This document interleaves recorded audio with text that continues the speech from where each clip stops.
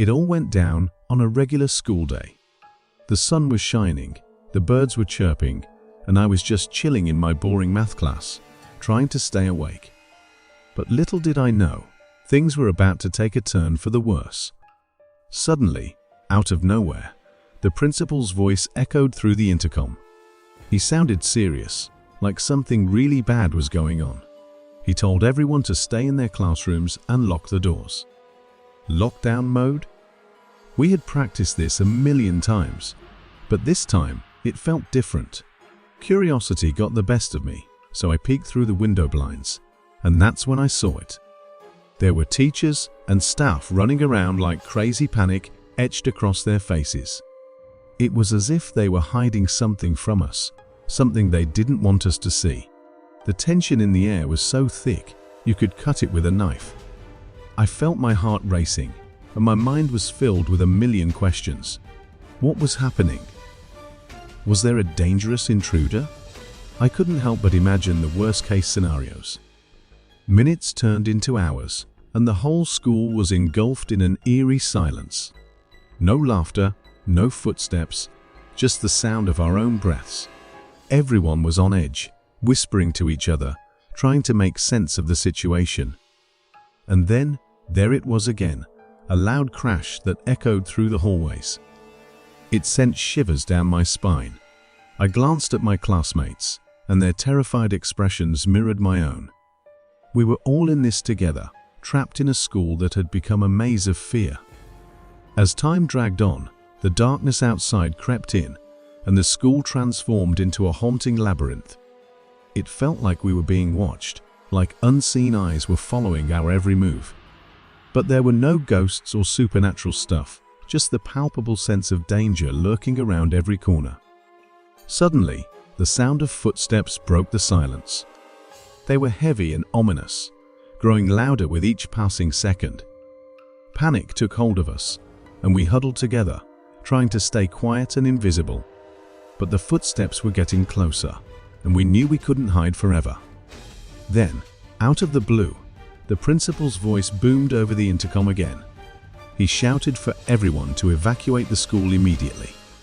We didn't need to be told twice. We ran, pushing and shoving, desperate to get out and escape whatever nightmare was unfolding. As we burst through the school doors, we were greeted by the sight of police cars and ambulances surrounding the building. Paramedics rushed past us, their faces grim. It was a scene straight out of a horror movie. Later, we learned that the lockdown was triggered by an intruder who had somehow managed to enter the school grounds.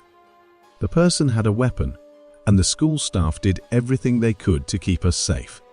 Thankfully, nobody got hurt, but the trauma of that day still lingers. To this day, I can't shake off the feeling of dread that washed over me during those hours of uncertainty. It's a reminder that evil can find its way into even the most familiar and seemingly safe places. It was a wake-up call, a stark reminder that life can change in an instant.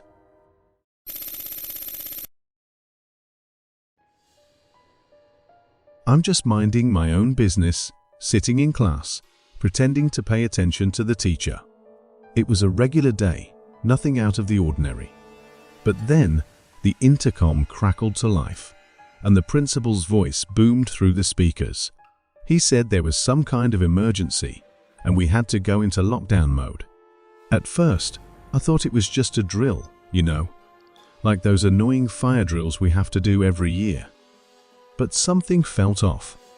There was this tension in the air, like everyone knew something was seriously wrong. The teacher turned off the lights, closed the blinds, and told us to stay quiet. We were all huddled in the corner, trying to make sense of what was happening. After a few minutes, we heard these strange noises coming from outside the classroom. It sounded like footsteps, but not normal ones. They were heavy and uneven, like someone dragging their feet. The sound was getting closer, and my heart started pounding like crazy. I looked at my classmates, and we all had the same terrified expressions on our faces. Then, the most horrifying thing happened. The classroom door started shaking violently, like someone was trying to break in. I thought it was some psycho intruder, but what I saw when the door finally swung open made my blood turn to ice. Standing there was this figure, completely covered in darkness. It was tall, unnaturally tall, with long, thin limbs that seemed to stretch out forever. I couldn't see its face, but I could feel its eyes boring into me, filled with pure malevolence. I swear, I've never been so scared in my entire life. The creature let out this bone-chilling growl, and that's when all hell broke loose. It lunged at us, and chaos erupted. We were screaming, scrambling to get away, but it was like the thing was everywhere at once. It moved so fast I couldn't keep track of it. I saw my classmates being dragged away, disappearing into the darkness. It was like a nightmare come to life. I don't know how, but I managed to escape its clutches. I ran as fast as I could, pushing through the panic and fear. I reached the exit, burst through the doors, and stumbled out into the sunlight. I looked back at the school, expecting to see the creature chasing after me. But there was nothing. It had vanished. To this day, I can't explain what happened that day. I've tried to find answers, but there's nothing that fits. No one else seems to have seen or experienced what I did. It's like it was all in my head, but it felt so real. I still have nightmares about it, waking up in a cold sweat, unable to shake the feeling that it's still out there.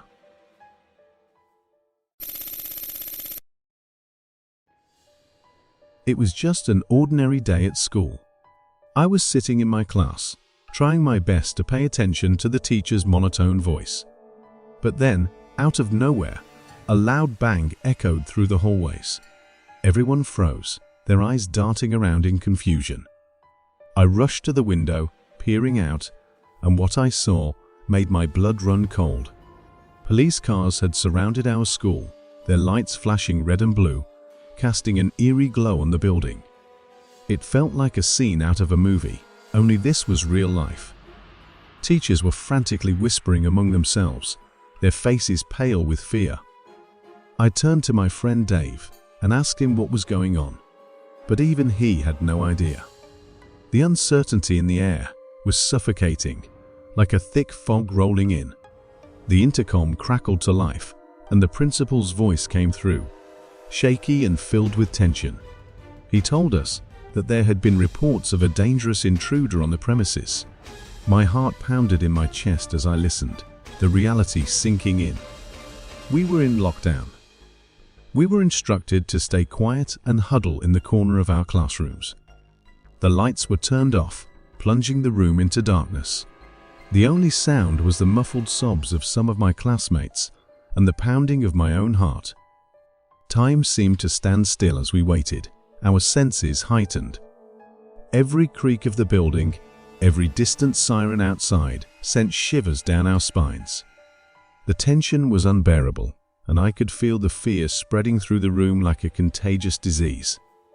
Hours passed, or at least it felt that way. The silence was broken by a loud thud from somewhere nearby. The sudden noise sent a collective gasp through the room, and I felt my heart leap into my throat. Was the intruder getting closer? Was he just outside our classroom door? We held our breath, waiting for the worst to happen. The seconds stretched into an eternity, and the room was filled with an oppressive silence. But then, a voice crackled through the intercom once again, this time filled with relief. The police had apprehended the intruder, and we were safe. As the lockdown was lifted, we stumbled out of our hiding spots, our bodies heavy with exhaustion. The sunlight streaming through the windows felt like a warm embrace, dispelling the darkness that had enveloped us. The nightmare was over. Looking back, that day at school remains etched in my memory. The fear, the uncertainty, and the overwhelming relief of survival still linger. It's a reminder that sometimes, even in the most ordinary places, terrifying things can happen.